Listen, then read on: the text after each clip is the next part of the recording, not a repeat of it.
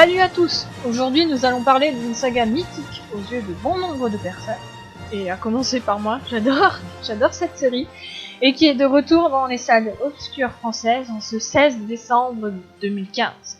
Je parle bien évidemment de Star Wars.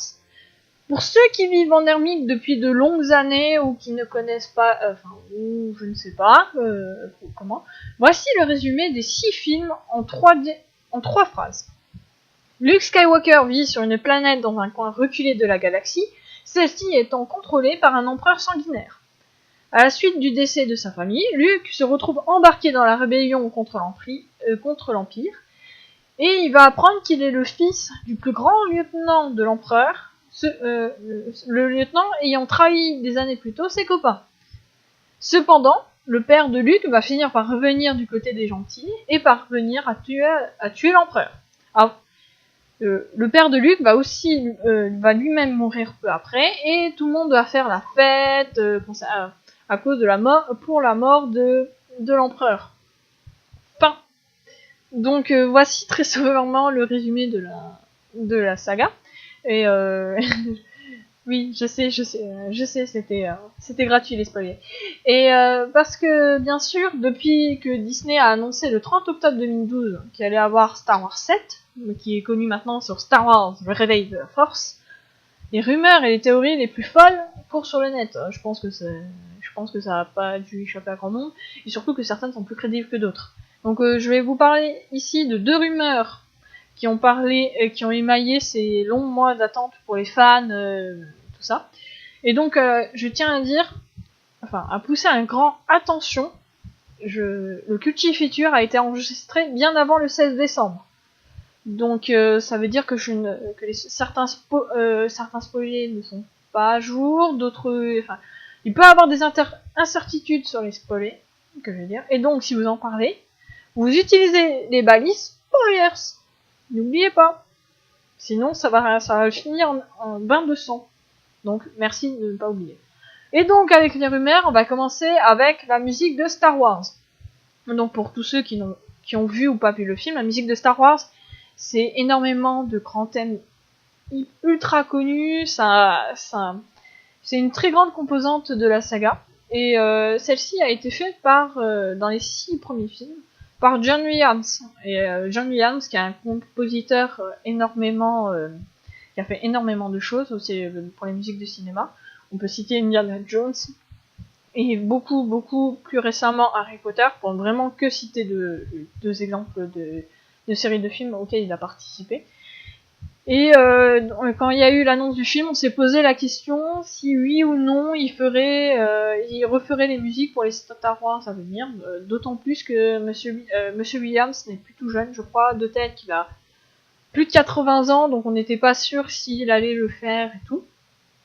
Et donc cette hypothèse que John Williams fasse les musiques, c'est venu directement de J.J. Abrams, le réalisateur du film, qui en avril 2013, au moment de la promotion de Star Trek Into the Darkness, a une question de fan qui l'a interrogé si la personne avec qui faisait ses musiques régulièrement allait faire les musiques de Star Wars. Il a dit en gros, ce serait peut-être John. Il y a des discussions. Enfin, ce serait logique que ce soit John Williams. Et peut-être que je crois que la production est en train d'approcher à ce propos-là. Donc du coup, il y a eu un grand affolement sur le net et tout. John Williams qui le fait et qui fait la musique et tout. Et donc cette rumeur a bien été confirmée en juillet 2013 par la production. Donc les musiques de Star Wars seront faites par le créateur des musiques, des toutes premières musiques Star Wars. Donc du coup, la musique va être très... la musique risque d'être de nouveau de bonne qualité. Ceci est un commentaire proprement subjectif, et je n'en suis pas du tout désolée. Et donc du coup, si cette rumeur de John Williams a bien été confirmée en 2013, dans un autre registre, il y a une autre rumeur qui fait couler beaucoup d'encre sur internet depuis quelques mois, surtout depuis la publication du dernier trailer du film. Alors dernier trailer du film. Spoilers pour ceux qui n'ont pas vu le dernier film. Spoilers. Voilà. J'ai prévenu, on va pas m'engueuler. C'est à vous risquer péril si vous écoutez après. Donc comme je disais, ça concerne la publication du dernier trailer du film. et en particulier sur la non-présence de Luke Skywalker, le personnage principal de la toute première trilogie, et tout ça, il n'y était pas dedans. Donc du coup, alors qu'il est bien crédité au film, et donc du coup, on a commencé à supposer que c'était en fait le grand méchant du film, car Luke Skywalker aurait basculé du côté obscur et tout.